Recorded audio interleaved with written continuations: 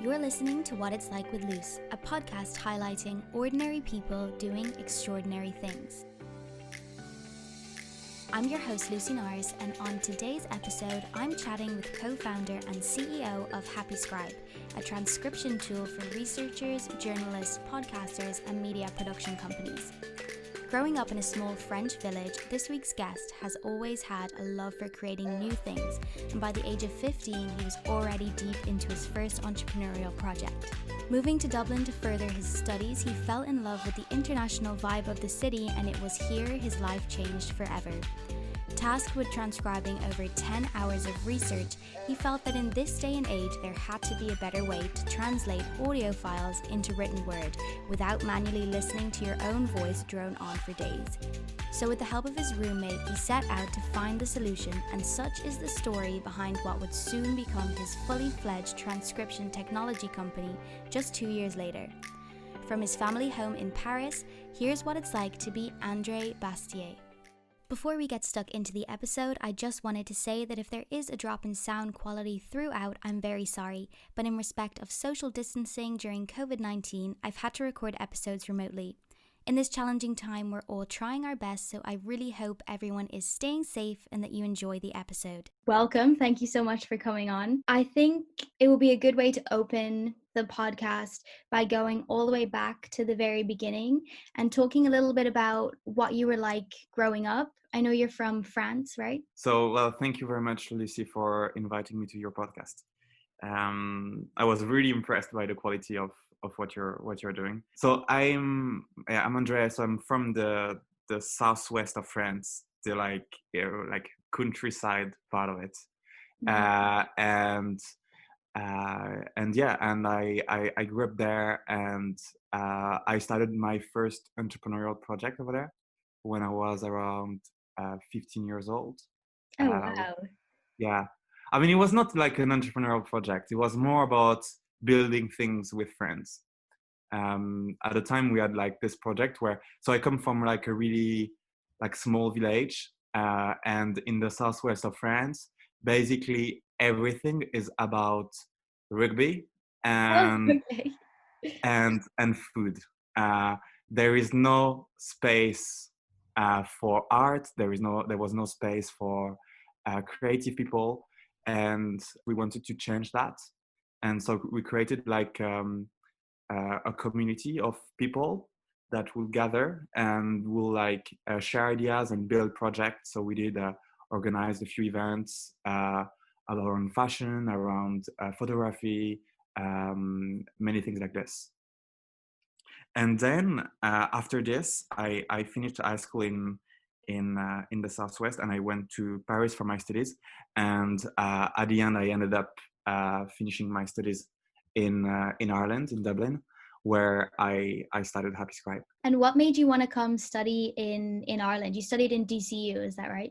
Yeah, so I wanted to learn English because my English was very bad before, and I don't know, I kind of fell in love with a vibe that you have in Ireland, especially in Dublin, and kind of the international part of it. I mean, what I really enjoyed is that I was meeting people from all around Europe all the time, and I was just like amazed by it. And like culturally, is like super rich city.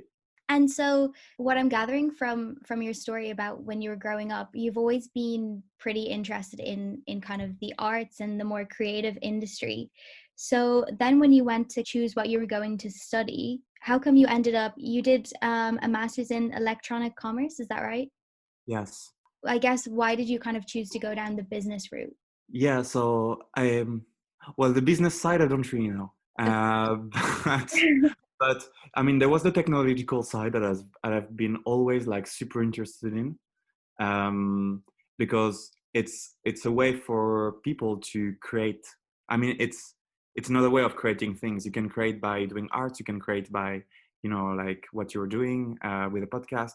But technology is like an amazing tool to build and to create as well, and that's something I wanted to push a bit more. Now, for me, like people as well are very interesting, and the way you can work with people is something that I'm really passionate about. And so yeah, I don't really know for the business part, but I mean, it was more because I don't know. No, I think that's interesting that you say you kind of look at technology as another form of creativity, which I feel like a lot of the time people separate the two so much, whereas, you know, people think you're either creative or you're very techy and like mathsy in that kind of way. So it's really interesting to hear you kind of blend the two and look at tech as a way of creating something, which I think that's really nice. But so you're in DCU and you're studying for your master's, but while you're there, you're also, you ended up setting up Happy Scribe. So can you tell me where that idea came from and why it came about? Right, that's like a pretty crazy story. So basically, I was doing my master there. Um, I had to take part in an academic research that year, and I was working on looking at looking at social entrepreneurs, sorry, in Ireland. Mm-hmm. And to do this research, I had to conduct 10, 12, I think it was at the end, it got to 15 interviews. And as part of the qualitative research process that we had in this university, it was like mandatory to transcribe every single interview. Now, I don't know if you've ever transcribed an interview. Yes, I have. It's horrible. Yeah, you are. Okay. So imagine that I had 10 hours to transcribe. Oh my goodness. And so for the people that don't know, transcribing an interview by yourself is probably like the most tedious job on earth, Mm-hmm. because first you have to take into consideration, like, for 1 hour of interview, it's going to take you between 4 and 5 hours to transcribe. And on top of this, you're listening to your own voice for 4 to 5 hours, and you cannot do anything else. You cannot listen to music, you cannot like watch a movie at the same time, you cannot do anything else a part of listening to your own voice. And so I was like, we're in 2020, in 2017 at the time, sorry. And I was like, there got to be a better way of transcribing interviews. And so I went back home with this in mind, and I was living in a house with like a lot of nerds. We were all kind of so we were all like, we were spending our nights discussing projects, ideas, research stuff, things that we learned during the day and stuff like this, which was super cool. And I was talking with my flatmate at the time, and I was saying him, like, like, I have all those interviews to do, and I really don't know what I'm gonna do, because if I transcribe them manually, it's gonna take me a week. I'm not kidding. It's gonna take me like 40 hours, and I don't want to spend 40 hours transcribing. And my flatmate, who became my business partner after, Mark, was like, well, Andre, like, speech recognition has done like some pretty good progress this year. Maybe we should try to use this technology to not do the transcription for you, but at least to do a part of it, do the big job. Mm-hmm. And that's what I did. And it was amazing, because like, for me, it really saved me like 70% of the time I was spending transcribing. And after this, all my research group started to use this. So at the time, it was really like, on the command line of the computer. So we were explaining to people, yeah, you got to open the terminal and enter these functions and these functions. And it was like not user friendly at all. No, you would have lost me with that. I think I'm not that good at technology. Yeah, probably. We lost it, like, a lot of people. A lot of people were like, well, sorry, dude, but I'd better transcribe that manually. and and um and yeah, and so most of them used it. And then we started to receive messages and emails from researchers in the university in DCU that were contacting us and telling us, yes, hey, Andre, we've heard about what you've built for this research. That would be like super useful to us. Like, could you come in our lab and install it? And this night, we were chatting with Mark, and we were like, there must be like an opportunity there. We were getting tractions without a product. basically, and getting people to use something that was like extremely basic. And so that was on Friday night, and we spent the weekend with Mark developing the first version of Happy Scribe, which was like just actually Scribe at the time. And uh, and on Sunday night we had the first website ready, and we published, we shared the website on ResearchGate, which is a social network for researchers. And we started to have, I don't know, like maybe 10, 20 people every day using the website. So I don't know if like it's, maybe you got this same feeling when you saw like there were some people listening to your podcast for the first time. Yeah, for sure. It's pretty Yeah, cool when you see people start kind of clicking into your stuff, especially when they're not just, your family or exactly. your friends. Exactly. And I think it's the most amazing feeling you can have. Like getting people that are like listening to what you're doing, or listening to or using a tool that you've built. This feeling of like getting, like being helpful, or sharing something with some people that you don't know is actually amazing. Anyway, and so that was on Monday, and we were having like 10, 20 people using the service. And on Tuesday, we received an email from a journalist in the US, um, that was telling us, "Hey guys, I came across your tool. It's amazing. I'm gonna write an article. It'll be out on Thursday." And with Mark, we were like, "Okay, cool. It's probably like a small blog in the US. Nothing to be too worried about. To worry about." And this Thursday arrived, and we were like drinking a beer with Mark in the living room, and Mark is like, "Andre, I don't understand. Like all the servers are down and nothing is working, and it's very weird." And I go on the analytics, and I see there is like 500 people trying to upload files at the same time, and I'm like, "What is happening, Mark? Look at this." And actually, the journalist that contacted us was working for the Poynter Institute. So for the people that don't know, the Poynter Institute is like massive journalism institute in the US, Yeah. right? Yeah. And the article got viral. Um, like we got like so much traffic out of it, that we could not handle it. And for the like the fun part of it is that all of this happened during our exams. Oh my God. And so with Mark, we were like studying the exams during the day, answering to the chat during the night, and this for a week. Oh And my God. it was crazy. How did And you manage it? it was so exciting, you know. Mhm. We were like, I don't know, like it's this kind of energy.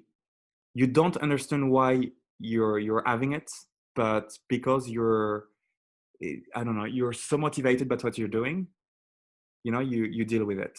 But I think this is really interesting as well because you kind of started this not by an accident, but to solve a personal problem you were having. Yeah. So I guess you weren't really intending for it to become into a business that you would spend all your time working on. So what happened next after the article and the explosion and stuff? Did you really have to sit down and kind of think, okay, how are we gonna, like, should we scale this into something that, will be on the consumer Business. market? So yeah, and that came pretty quickly. I mean, Mark and I were both like super interested into entrepreneurship. Um, um, Mark already started a business when he was living in Barcelona. I also like did a few attempts in the past that also failed. So that was something that we were really interested in, and yeah, and so after this week, uh, where everything went crazy, we decided like we couldn't like pay for the, because we were students and we couldn't pay for the costs of the servers and everything. Hmm. And so we shut down Happy Scribe for a week. I mean, it was still Scribe. I'll tell you the story after. We Okay. shut down Scribe for a week, and and we were just putting a form, and that was the time for us first to finish our final projects for university, and as well to find out what we wanted to do, you know. Yeah. And we were like, at the beginning we were not really believing in it, and we were like, you know what, let's try to charge for it. So we just implemented Stripe, the payment system, Yeah. and started to charge 9 cents a minute. And a week after, we pushed that online, and oh my god, we start receiving the first payment and start seeing that people are ready to pay for it. That must have been pretty cool to see that. Yeah, and that's like that's amazing. That's an amazing feeling. Like when you see that people are like actually up to like exchange value, that you're bringing them enough value that they will give you value in exchange. I mean, money in that case. Mm-hmm. It's a pretty amazing feeling. And yeah, and 3 days after, we were incorporating Happy Scribe. Well, we tried to incorporate, and that's where the story is.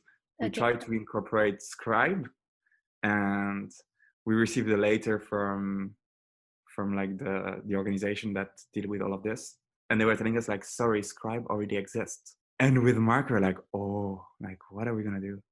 And we were like, okay, let's, like, we're happy about it, let's just call it Happy Scribe. And that's how Happy Scribe was born. Oh, I love that. That's so nice. Yeah. And so then, because you guys have offices now and everything, don't you? So once you'd incorporated and stuff, how did you, because I mean, I know my financial state when I was in final year in university wasn't anything. So I know you guys were charging for your service, but then, so were you able to take what you earned from your service in the beginning to then upscale the business, or did you look for investment and kind of go into seed funding and stuff like that? Yeah, so no, Happy Scribe is not a funded company. We are like fully bootstrapped, Mm-hmm. and still now. And that was something we really wanted to do. It was kind of a challenge for Mac and I, trying to bootstrap this as far as we can. Maybe it will change in the future, Mm-hmm. to accelerate things. But we really want to see like how far we can go without raising money. It's kind of a personal challenge more than anything else. And so, yeah, I mean, it took us time before we could like, build a team and take an office and all of that. We spent the first year with Mark working remotely. Mark was living in the house of his parents in Spain. I was living in the house of my parents in Paris. And we worked a lot trying to generate revenues that will be more stable and that will like grow fast enough so we could like start hiring a team, start building something, building a real company out of it. And in terms of the actual code and stuff that you use to build the technology that goes into Happy Scribe, Mm-hmm. did you protect that in any way, or were you ever worried, that someone would spot that this was a really cool, innovative idea and try and make their own version of Happy Scribe? Or how do you go about protecting your code? You have a lot of people. I don't think it's always like a good idea to like first like there is like codes that you can copy and codes you cannot copy. Like what's on the back end is pretty hard to copy. But I think we've always embraced competition anyways, because it's I like embrace in the sense that it pushes you to go further and to always be on top of what the user needs. Mm-hmm. So yeah, I mean, it's not something we've ever been really worried about. Once it hit the market and it started to grow, Mm-hmm. what do you think you guys did, or did you do anything in particular that kind of made sure that you sat on top of the market in this area and drew customers in on a regular basis? So we have an approach to building a product that is well, a lot of people are sharing this, but that basically distribution is everything. Today, you know, like it's important to have like a very good product, of course, Mm-hmm. but it's not because you have a very good product that you're gonna get all the market shares, or that your product is gonna be the most used product. there's a lot of example of companies that are providing like extremely like shitty products, but because they master the distribution channels, there are the products that you're going to use at the end. And so for us, it has always been super important to work on the right channels and really dive deep into like where are our customers when they need us, you know. So in our case, it is a lot about content and a lot about like search engine optimization, and we try to always be on the front of this. And I saw the other day as well that you guys have just launched Subtitle Glasses. Yeah. So I have to confess, this is not true. This is not true. This was a prank. Oh, I thought that was such a cool idea, but I was thinking like, how do you do that? Yeah, we didn't expect people to take it that seriously, to be honest. Like we've received like a ton of emails from people like, you know, oh, is it about like accessibility for people that are already wearing glasses and everything? So yeah, that was kind of that was kind of surprising, but it was like more a fun project that we wanted to do. And yeah, but this is related to another product that we have released 2 weeks ago and that we're going to announce next week, which is our subtitle generator. So basically, it's a new way of using Happy Scribe, where we don't provide you with just transcript, but we provide you with like subtitles. But not only like the subtitle file, we provide you with a full interface to edit your subtitles by changing, you know, the time codes of the different captions to burning the caption directly on the video, exporting them for you to then publish them on, I don't know, Instagram, Facebook, LinkedIn, or whatever. That'll be really cool. Are you expecting a high interest in that? Yeah, a lot. I mean, it's something that we've been researching for a very long time. Everything started around a year ago. We were providing an export format that was SRT. So for people that don't know, SRT is like a subtitle format that exists. And we were seeing that we were seeing on the analytics that this format was being more and more and more used month after month. And so I started to dive a lot into that and trying to understand why, you know, and why those people are using it and what they're missing. And because I found it was pretty interesting. And what I found by doing this research is that there was no actually there was no like automatic subtitling tool. They were using our service, our transcription service, to generate subtitles. And then they were using another software to check the way the subtitles were cut, you know. And then they were putting the subtitle on their video editing software in order to then publish it on Instagram or something like this, you know. I found this process totally broken, and that we could add a lot of value to those users by providing this additional tool. That sounds like a really cool project, and I agree. I definitely think it's something that loads of people would use, especially with the growing trend of things like audiograms and stuff on social media. So what do you think that the future will hold for Happy Scribe, or what would you love to see happen with it? So I mean, like, our vision is to really do much more than what we're doing today. We don't want to stop at automatic transcription or automatic subtitle. We really want to build a platform for people to interact with languages. I mean, that's our vision.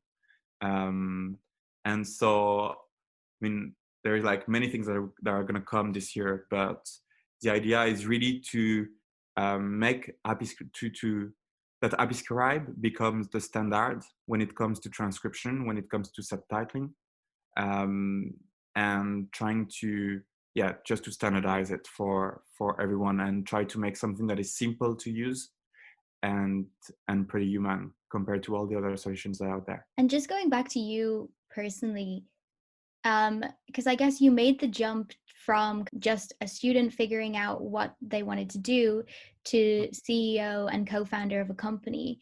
So how was that for you? Like, do you like being a CEO? It was hard. I mean, I wouldn't talk too much about the title because, you know, we're a 7 in the company now. Mm-hmm. I don't think that because I have this title, I'm worth more than the others. But more about the fact of like going straight from university to being a founder. It's at the same time, it's extremely. You learn a lot. It's extremely interesting because you see everything with new eyes.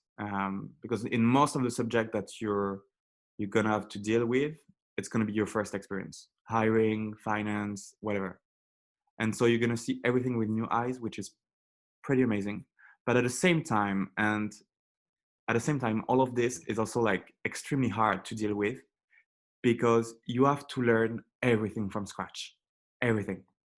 And you have to like you're scratching yourself against walls every day at the beginning, every day.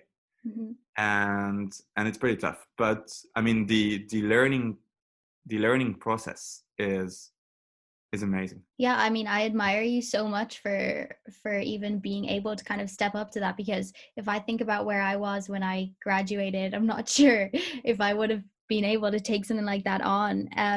But yeah, I guess they do say the best way to learn is to just do, and you've definitely done an amazing job from just 2017 to now. Speaking kind of a little bit of the idea of success, what does that word mean to you? I think we all have our own definition of success. Like maybe success for me is about like helping, like about like doing something that not only like I don't think like success about just financial success or just like financial part of it, Mm-hmm. but more about doing something that has an impact. I think I will consider myself successful when Happy Scribe will have a positive impact on a really big amount of people. And I think on the other side, on the other way, is that when people are talking about positive impact, they necessarily think that you have to be a charity or that you have to be an association or like a society or whatever. Mm-hmm. But as a business, you can have a massive positive impact on people. When I see when I was talking with one of our customers that has a production company, and when he was telling me that he was able to save around like 70% of the time they were spending transcribing. Do you imagine what those guys can do now with like this time saving? And even as a business as well, you can have like a very good impact on people.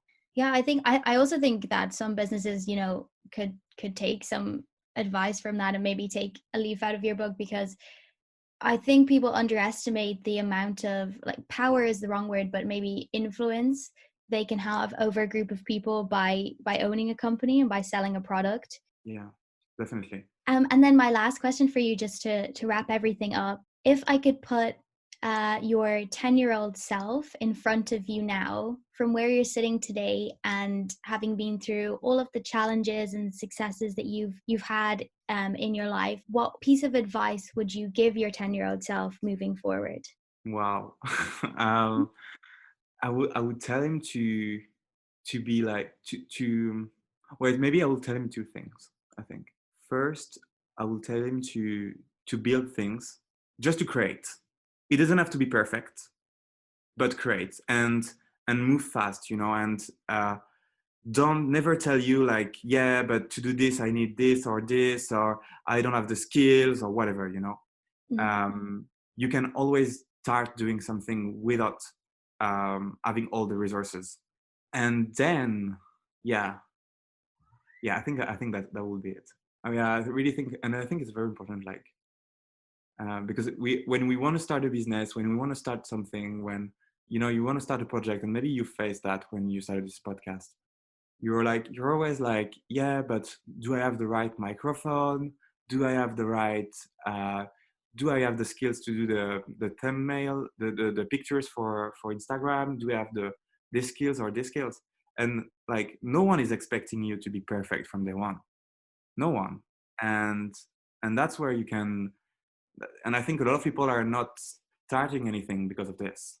Yeah, for sure. I think kind of self-doubt and also other people's perceptions of what it's going to be and stuff is such a massive roadblock for people, that so many amazing projects don't get started, or, books don't get written, or whatever it is. But people are just so scared. I think people are just so scared of failure, and then the comments or opinions that come with failure. But it's nice to see that you never let that stop you. Yeah, it has stopped me. I'm not like a superhuman either, It has stopped me many times, and there's like a lot of projects that I never did because I was like, yeah, but I was just seeing the end pictures and not all the steps. No, it's true. And I think as well, 9 times out of 10 people will actually respect you for trying, not laugh at you for failing, you know?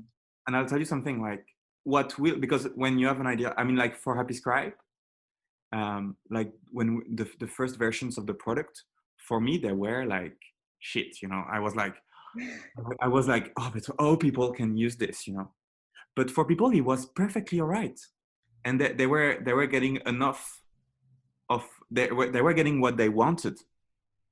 But there is often a big difference between what the customers or what the people that you're building for are expecting and what you think they're expecting. Well, thank you so much for giving up your time today to speak to me and let me inside your head for a few minutes. It's been really interesting. I really appreciate it. Thank you so much, Lucy. Thank you so much for listening, and as always, please rate, share, and leave a comment if you like what you hear. And follow @whatitslike_pod on Instagram and Facebook. For more information on Happy Scribe, visit the links in the show notes. I'll be back next week with more inspiring stories, but for now, this has been What It's Like with Luce.